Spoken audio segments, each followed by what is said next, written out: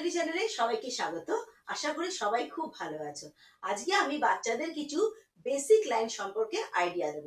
যখন বাচ্চাদের প্রথম লেখা শেখানো হয় তার আগে কিন্তু আমরা কিছু লাইনস শেখাই, সেই ব্যাপারে আজকে আমি দেখাবো। চলো আমরা শুরু করি। Basic lines. বেসিক লাইনস তিনটে।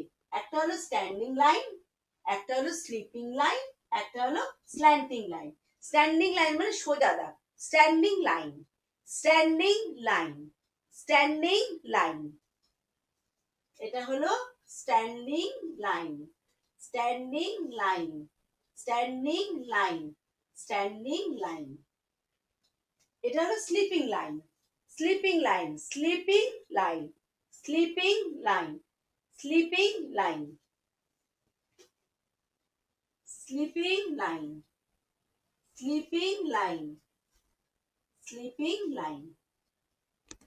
স্ল্যান্টিং লাইন দু প্রকার, একটা হলো রাইট স্ল্যান্টিং লাইন, একটা হলো লেফট স্ল্যান্টিং লাইন। এটা হলো right slanting line, right slanting line, right slanting line, right slanting line বা left slanting line, left slanting, left slanting line, left slanting line, left slanting line. এই slanting line আর এই প্রত্যেকটা লাইনে কিন্তু আগে তো আমরা বাচ্চাদের যখন শেখাই আগে কিন্তু আমরা লেটার শেখাই। লেটার শেখার ক্ষেত্রে কিন্তু এই লাইনস গুলো খুবই প্রয়োজনীয়। এরপর বিভিন্ন কার্ভস আছে, হাফ সার্কেল, পুরো সার্কেল রয়েছে, সেগুলো আমি পরের ভিডিওতে দেখাবো।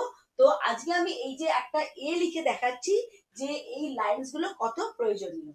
আমরা এটা যখন লিখবো কি করব, প্রথমে right slanting, left slanting, sleeping, right slanting, left slanting, sleeping.